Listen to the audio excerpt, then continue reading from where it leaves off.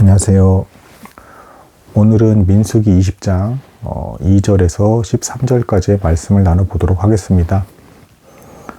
앞서 말씀드린 대로 오늘 나누는 본문 내용은 다소 좀 슬픈 내용입니다. 그 의롭다던 모세조차도 잘못을 한다. 이런 이제 내용이었죠. 그리고 하나님의 중징계가 임했다. 그래서 이제 좀 읽기가 좀 어려운 내용이기도 합니다. 사실은 엄밀히 좀 말씀을 드리자면 특히 구약 성경에서 이제 그 율법이 주어진 이후로 더더욱 이 법의 기준에 의해서 사람들이 잘못하는 것이 대단히 많이 나와요. 특히 구약에서는. 그래서 이제 읽는 이로 하여금 좀 어느 정도 불쾌감을 느낄 수도 있습니다. 왜 이렇게 자꾸 사람이 잘못하는 것만 이렇게 잔뜩 나오는 거야. 뭐 이런 느낌이 들 수가 있는 것이죠. 근데 이제 그 의도는 이제 그 인간이 잘못하는 부분을 보여주시는 그 의도는 그걸 보고 기분 나빠하거나 낙담하지 말고 예수 그리스도를 믿음으로 붙들어서 구원에 이르러라. 하나님께서 너가 이제 죽을 죄가 있기 때문에 그 상처를 치유를 받고 이제 나음을 얻어서 예수 그리스도를 닮아가는 길을 걷기 위해서는 우선은 너가 문제가 있다는 거, 너가 결함이 있는 존재라는 것을 인정해라 라는 의미에서 이제 이 구약에 보면 반복적으로 인간이 잘못하는 것과 그 가운데서도 하나님께서 은혜를 베풀어 줘서 구원의 길로 몇몇 참된 믿음이 있는 사람들을 인도해 가시는 이제 그런 과정들이 반복돼서 나오고 있습니다. 따라서 오늘 내용에 있어서도 뭐 나도 뭐 이제 죄를 지어도 되려나 뭐 이러면서 많은 사람들이 죄 지은 게 나오니까 그러면서 이제 정당화를 한다거나 그런 거에 대해서 그런 자세를 절대 취하시면 안 되고, 나도 이렇게 연약한 부분이 있으니까 더 조심하고 하나님의 은혜, 곧 예수 그리스도의 십자가의 보혈의 공로에 의지해서 그 믿음으로 하나님께 친밀하게 나아가면서 선한 일에 힘써야겠다. 예수 그리스도를 닮아가야겠다. 뭐 이렇게 결론을 맺어주면서 이제 가르침을 받아야겠습니다. 그래서 신구약을 연결지어서 균형감 있게 받아들이는 게 중요한 것 같습니다. 하필 뭐 연휴가 끝난 이후 시점에서 이런 내용을 나누니까 좀 타이밍상 좋아 보이진 않지만 성경의 순서가 이러하기 때문에 그대로 따라가도록 하겠습니다. 1절에서 20장 1절에서요. 먼저 미리암이 죽었다. 그래서 장사되었다. 그러니까 모세의 누이였죠. 이제 이렇게 죽음을 맞이하게 되었다. 이 내용을 이제 말씀을 드렸습니다. 이후 내용이 이제 쭉 나오는데 모세가 여기서 이제 분노를 하게 되는 거예요. 결국에는. 근데 그 이유를 좀 잘 이해하실 필요가 있습니다. 그리고 여기서는 이 해석에 대해서는 약간의 추론이 좀 들어가기도 해요. 약간의 추론이 들어가기도 하는데 어느 정도 수용이 될 만한 추론까지만 말씀을 드리도록 하겠습니다. 먼저 백성들이 마실 물이 없어서 또다시 이제 불평불만을 늘어놓기 시작을 했습니다. 자, 근데 여기서 이 시점에서 모세가 뭐 전에도 이걸 비슷한 걸 이미 경험을 했어요. 모세가.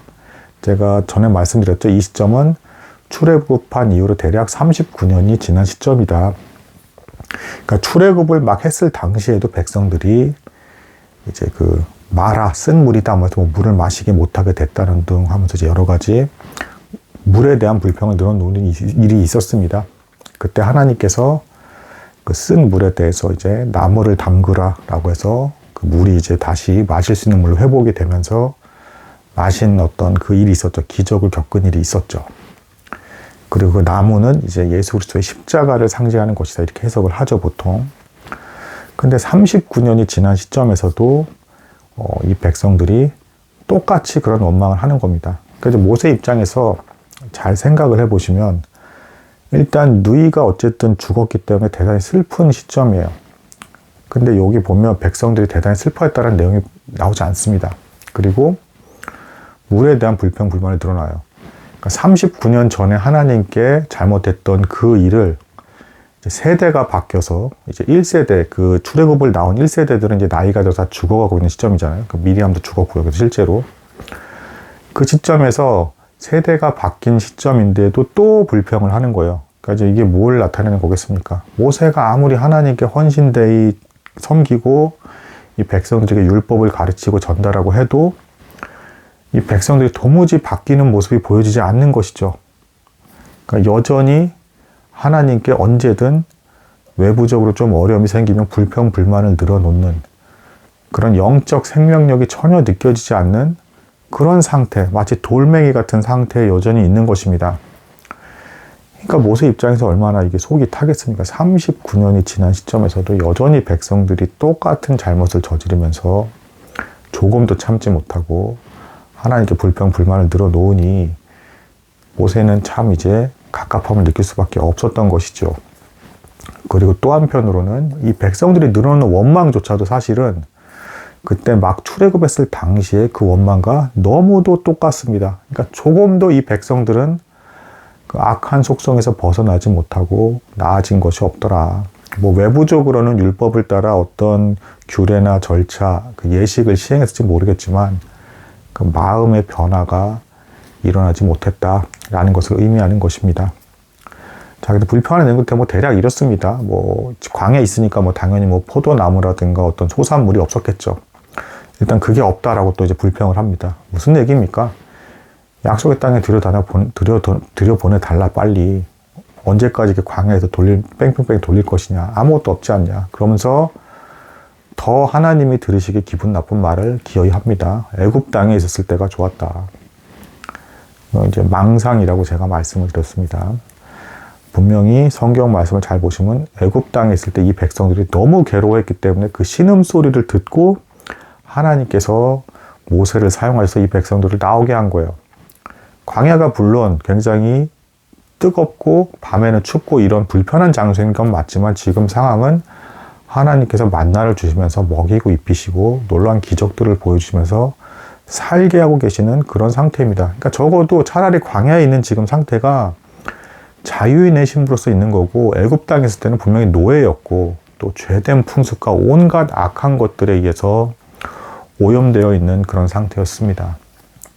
근데 그런 죄악된 곳에서 건져내서 생명의 길로 인도해 가고 계시는, 그리고 광야에서 친히 훈련하시면서 마음의 변화가 있기를 바라시는 그 하나님을 사악한 사단을 상징하는 애굽을 견주면서 함부로 애굽에서 때가 낫다라는 황당한 얘기를 하고 있는 것입니다. 백성들은 거기서 노예로서 훨씬 고생하고 있었어요. 절대 더 나은 환경일 수가 없습니다. 그럼에도 불구하고 이렇게 똑같이 39년 전과 마찬가지로 하나도 나아진 모습을 보여주지 않은 채 동일한 원망을 늘어놓고 있는 것입니다. 이 순간 모세가 확실히 엄청난 어떤 그 절망감과 분노를 느꼈던 것 같아요. 화를 낸 것만큼 확실합니다. 이 발언에 의해서. 모세가 그래서 모세와 아론이 어쨌든 이 백성들이 마실 물이 없다면서 이제 오니까 위압감 있게 오니까 역시 평소처럼 겸손한 자세로 하나님의 성막을 향해서 엎드렸습니다. 그랬더니 하나님의 영광이 임하면서 모세에게 하나님께서 명하십니다. 반석에게 말을 해라. 그럼 이제 물을 낼 것이다. 이제 이런 해결책을 주십니다.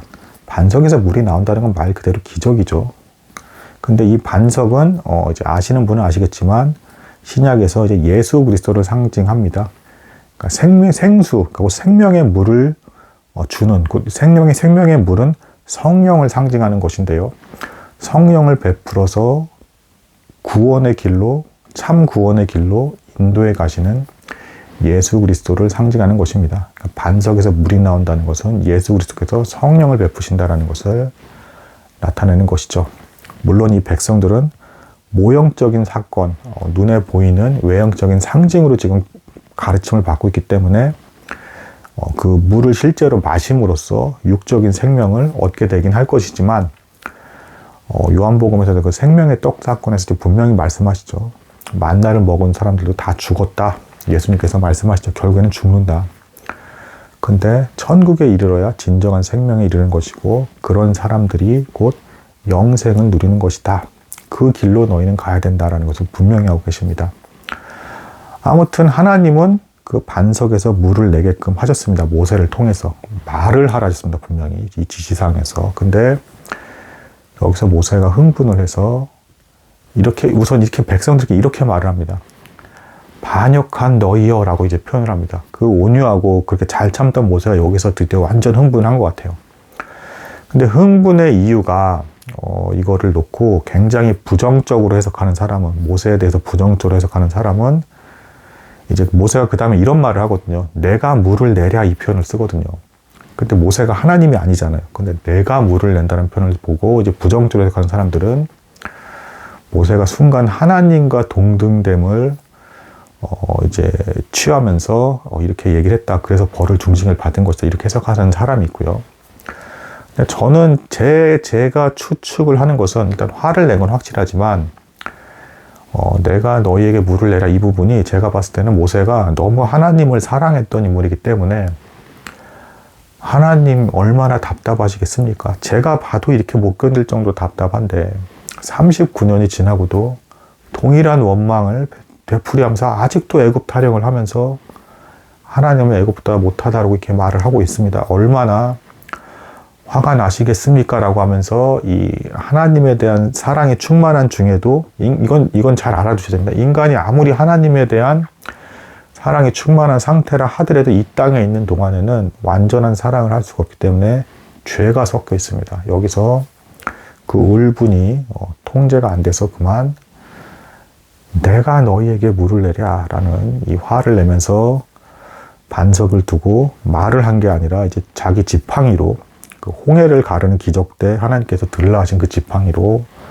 반석을 2번을 때렸습니다. 화가 나니까 때린 거죠. 이제 말 그대로. 그것도 한 번도 아니고 2번을 강하게 때렸습니다.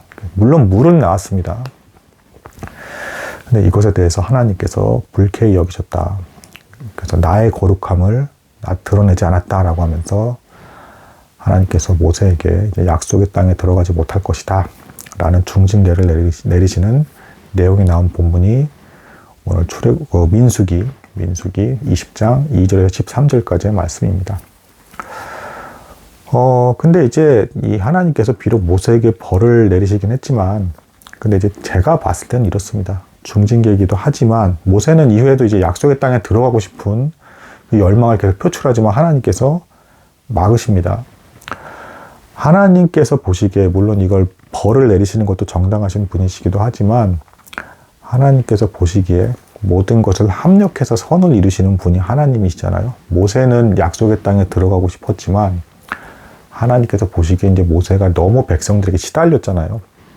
아무리 뭐 당나귀 하나 뭐 서나 재물도 함부로 취하지 않고 낮은 마음으로 이렇게 하면서 언제든 하나님께서 날 이렇게 내려놓으시면 그것도 다 받아들이고 다른 사람이 잘 해가지고 하나님을 잘 섬긴다면 그것도 다 양보하겠다는 그런 자세를 전혀 욕심 없이 그렇게 섬긴 모세였지만 백성들에게 도무지 인정도 받지 못했고 계속 시달렸잖아요. 이것에 대해서 이제 벌을 내리신과 동시에 하나님께서 약속의 땅에 어차피 들어가도 얘네는 또 범죄를 할 거니까, 그리고 제가 전에도 말했지만 이 백성들이 들어가는 약속의 땅이라는 게 실제 천국이 아니에요. 언제든 이 백성들도 잘못을 하면 쫓겨날 거라는 것에 대한 말씀 계시를 들었습니다. 이미 율법에 그 내용이 나와요. 너희도 그 약속의 땅에 있는 이방 족속처럼 타락하면 언제든 쫓겨날 것이다. 그 내용이 나옵니다. 그러니까 궁극적인 천국이 아니기 때문에 하나님께서 보시기엔 이제 모세 너도 쉴 때가 되었다. 그래서 약속의 땅에 그 눈에 보이는 육적인 약속의 땅에 미련을 두지 말고 천국에 와서 더 일찍 쉬는 것이 좋겠다라는 그런 판단도 하신 것 같다라는 추측은 있습니다. 신약의 말씀을 근거로 해서 여기까지는 뭐 크게 무리가 있는 해석이라고까지는 보여지지는 않고 있고요. 그 이상에 대한 추론이나 추측은 더 담아서 말씀드리지 않겠습니다. 하나님께서는 꼭 필요한 점만 성경에 기록해 두셨고 이제 단순하고 이제 명료하게 뜻을 전달하시고자 하신 뜻이 또 분명히 있기 때문에 이 정도 선에서의 어떤 묘사와 가르침에서 이제 멈추고 계십니다. 아무튼 이후에도 뭐 하나님 모세를 여전히 사용하셨고요. 그리고 그를 여전히 사랑하셨습니다.